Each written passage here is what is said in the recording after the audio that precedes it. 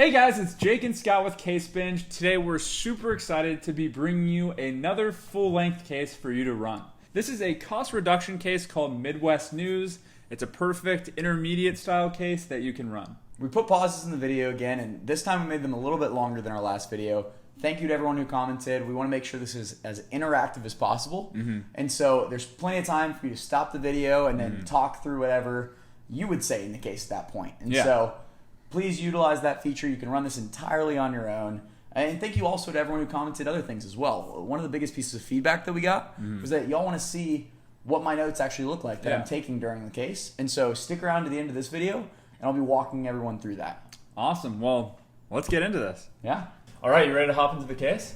Sounds good. All right, let's do this thing. Okay, so our client is a media conglomerate called Midwest News. And they own local newspapers and TV stations in Nebraska and Kansas. Okay. And the company has steadily been losing money over the past 5 years, and they've had a pretty apathetic board of directors whose only focus over the past decade has been entering in the TV market and really trying to grow the share there. Okay. Interesting. Yeah, and so recently a new chairman of the board was elected who also appointed a new CEO. And so the CEO and the chairman are definitely on the same page. They want to get aggressive about reducing costs enterprise-wide. And so they've asked us to do a top-to-bottom analysis of the company to set a path for systematic cost reduction across the most impactful levers. Okay. Interesting. Yeah, it's a cool case.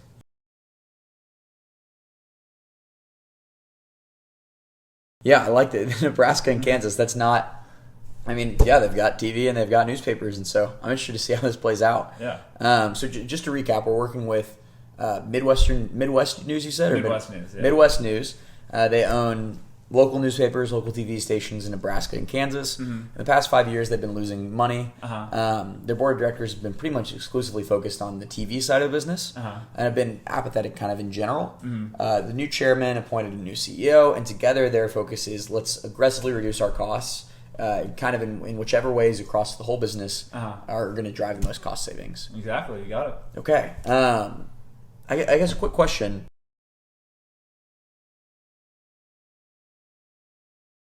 How many, when we say that we're in Nebraska and Kansas and local markets, what does that look like? Are we small cities, medium cities, a lot of cities, just a couple? Yeah, so the information we have is that Midwest News has a newspaper presence across a dozen cities. Okay. And in half of those cities that they have a newspaper presence, they also have TV stations.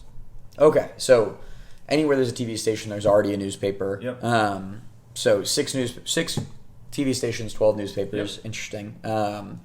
Is there a certain timeline that we're working on, either to realize these savings or get a certain bit of progress done on them? Yeah, the CEO is definitely trying to do this aggressively, and they want to reduce prices in the next 3 years. Okay, so next 3 years. Yeah. Great.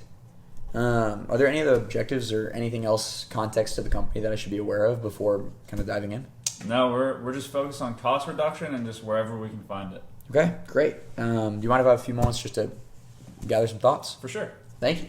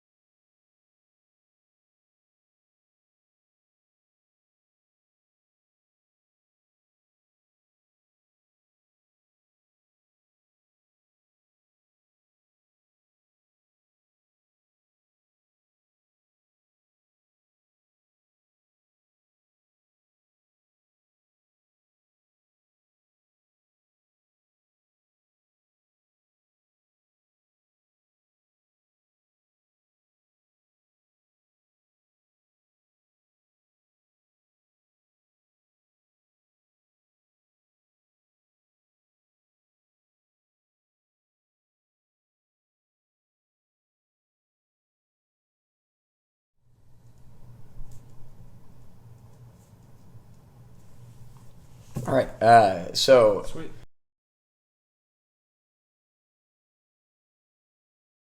it's an interesting one to look at. I think about this essentially at a high level. I think about it from TV costs, newspaper costs, and then shared costs. Shared costs being things like administration, overhead, and the like. My assumption is that it's probably best to start with TV and newspaper costs, just because I imagine the media conglomerate doesn't have maybe as many costs at the top level of management. But thinking about TV and newspaper, they've got the wages of their staff, respectively, printing costs and production costs, equipment.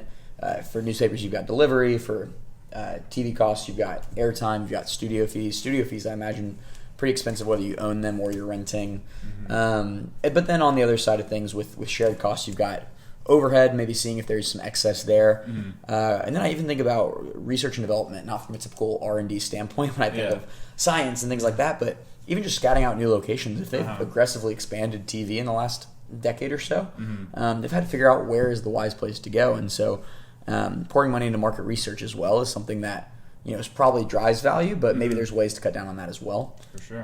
But like I said, I think things should be focused on the TV and newspaper side of things, and specifically a lot of these cost buckets are very similar. And so I would look first at I think at wages for the newspaper staff as well as for the TV staff. With the rapid expansion, perhaps we've overstaffed certain areas, or we have layers of management that made sense when we had half as many newspapers and half as many TV stations, but doesn't make as much sense now. Do you have any information about wages or about kind of the staffing models, and if there's ways, obviously not looking to just reduce headcount across everything, but maybe there's ways that we can better incentivize employees or levels of management we can shift to other places? Yeah, I like where your head's at. Unfortunately, for better or for worse, you could say, Midwest News has had a lot of layoffs, and so we're pretty lean as far as management goes right now. That's never good. But I mean, it sounds like if they've been losing money for 5 years, hopefully at least that means we don't have to do any more. But that means that's probably not the place to start.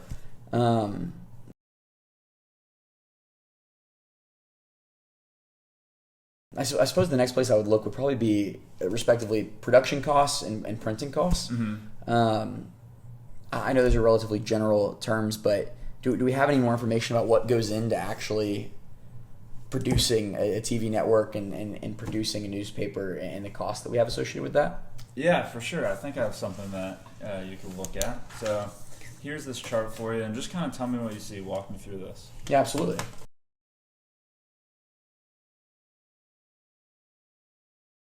Interesting. This is not, I didn't expect to see a map, but I mean, this answers a lot of other questions. I think I was thinking of just, I don't know a lot about Kansas or Nebraska, but okay. I mean, at first glance, it shows us a breakdown of where our newspapers are. There's the circles and where our TV stations are.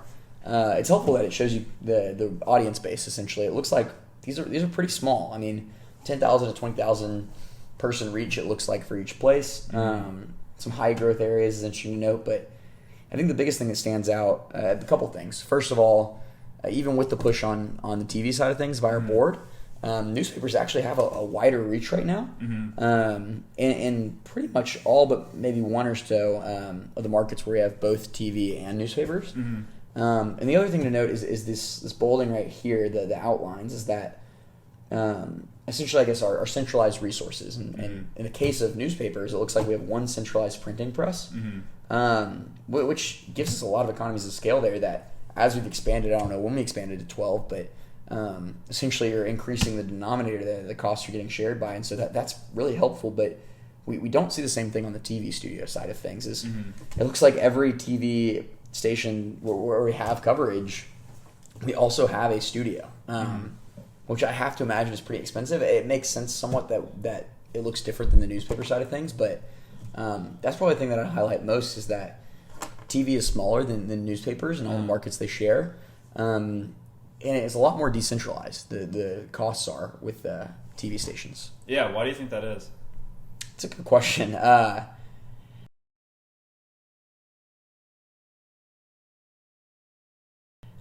mean, I think they're just very different products. And you think about it, there's a physical sheet of paper that's going out, and so delivery costs are probably higher for newspaper, but you can easily send over a story, send over photographs, etc. I remember even the school newspaper at our high school. I don't know where it was printed, but they certainly didn't go bring it out there. They just sent it off and it came in. And you can't quite do that with TV stations. You've got to go out day by day and go cover the news, have reporters go out there, and then those same reporters show up in the studio.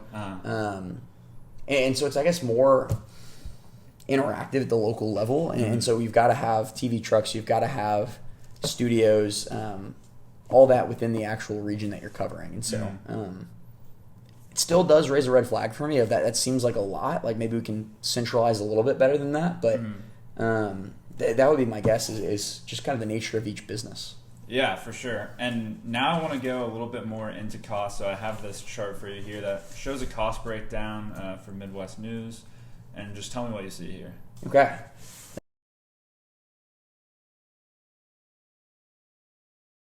Thank you. So this is kind of more what I was imagining up front. This is direct costs for each business unit. So TV and newspaper.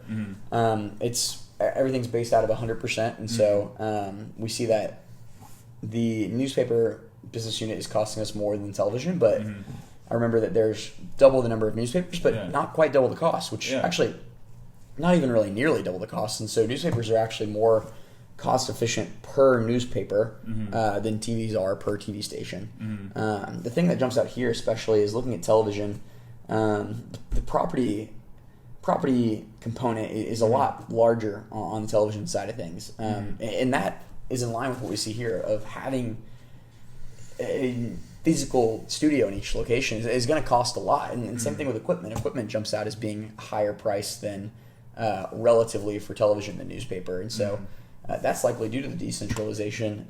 You see some other costs that are different, but those are the big buckets I would be concerned about. And then this down here, the compound annual growth is that newspaper's certainly not growing out of the roof. It's a 3% growth rate. It's not what every entrepreneur dreams of for their business, but it's a lot better than what you're seeing on the TV side of things, which honestly surprises me. But I guess I've got to take into account this is a different region than what I'm used to. I'm used to the large city where my school is in and more urbanized areas.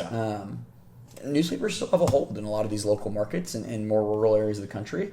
And for whatever reason, the more we've grown and pushed for TV, maybe it's because the board has been pushing for it, and who knows, maybe not pushing for it in the most efficient way. Maybe they just wanted more when it wasn't time to do more. But whatever the reason, that's really concerning that we're not only not growing, but we're shrinking. We're incurring more of an 18% additional loss every year. That to me really jumps out. That's something that's concerning. For sure. And so, given this information, looking at both of these charts, brainstorm some ideas with me. Like, tell me, how do you think we could save some costs?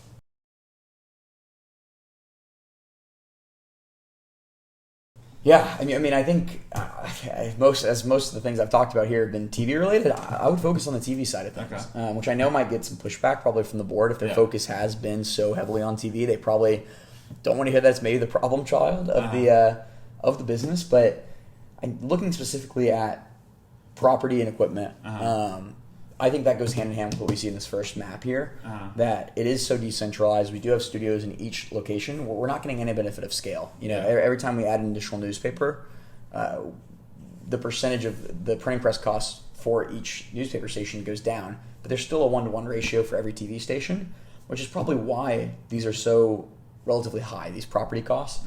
So I would focus on seeing, can we centralize some of our resources on the TV side of things? I think it could be difficult. As I said, it makes sense somewhat why it is this way, but there's a couple different ways I could see it going. One, that maybe we don't have city by city news. We still have the newspapers, but we have Southwest Kansas news on TV and Northeast Nebraska news on TV, and perhaps our audience base would actually grow because it would incorporate some of these areas that aren't covered, and maybe people wouldn't feel that as a loss to the quality that they're getting. And then the other thing is that maybe we can do what we're doing right now, but just have half as many studios or a third as many studios. That's what I would consider. And at a larger scale, I would even consider divesting from television entirely. Really? I know I say that with hesitancy, knowing the board is probably going to have some pushback, and I would certainly want to take the time to do a lot more analysis on it. But seeing that negative growth rate is really concerning, and knowing that it costs more per location. If we're trying to be really aggressive about this, I think that option should at least be on the table of maybe we get out of TV and we reinvest that somewhere else. Yeah, for sure. And I guess if we're going along with your idea of, selling off TV. It's a bold one. Yeah, that would give us some money to reinvest. And so where would you put that money?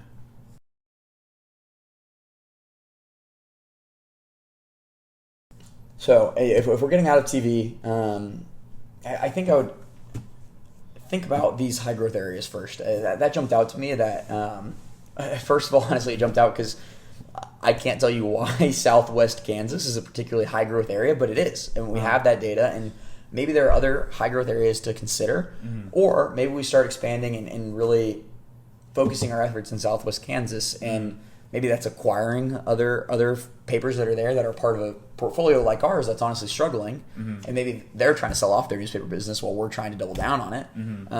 Or we start up things outside of Dodge City, outside of Liberal, outside of Garden City. There's also the digital side of things. I think I've always heard that newspapers are a dying industry, which is a tough pill to swallow because they feel so nostalgic, and maybe that though is why they're surviving, is that these are parts of the country that are smaller towns that want their local news, that are willing to hang on to newspapers. And so I think I'd be interested in seeing, would digital help them survive for longer, or is that actually something they don't want at all?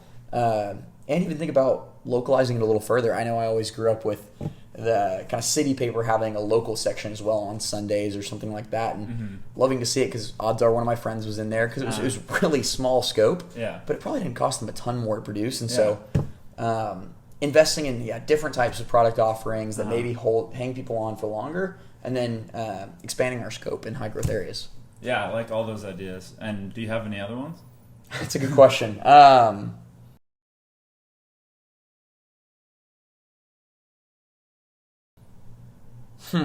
I think, there's other types of media that we could get into as well, but part of me doesn't want to jump into that. If we're just getting out of television, let's double down on newspapers specifically. And so no ideas immediately come to mind other than the ones I said, but I think I would focus all my ideas on the newspaper side of things, and maybe even just looking at that, our delivery costs are going to be high because we're centralized, and that's nice that we're centralized, but maybe with the additional money that we save, we can reinvest in kind of doing our own delivery and maybe bringing down the costs there, or some other form of innovation that helps us get the benefits of that centralized printing press without quite as much of the negatives of delivery. Yeah, I really like that idea. And so let's say the CEO walked in right now. What would you say to him or her?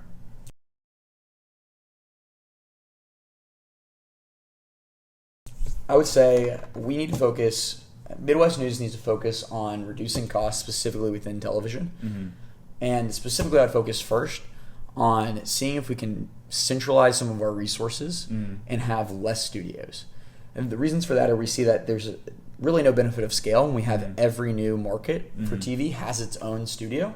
And simply just it's a less favorable cost structure than newspapers. And a lot of that's driven by property and equipment costs. And so we need to cut down on that.